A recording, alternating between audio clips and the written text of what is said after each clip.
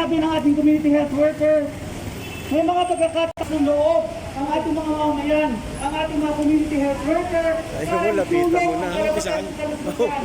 Pero pagkatapos nilang gawin ito, pagkatapos nilang manawagan para sa mass testing, manawagan sa karapatan sa isang pangkalusugan para sa lahat, manawagan para sa isang libre, komprehensibo, pampublikong sistema ng kalusugan, maglingkod sa kanilang komunidad sa pamamagitan ng mga community pantry, sa pamamagitan ng paglunggad ng mga training para sa kaalaman ng mamamayan.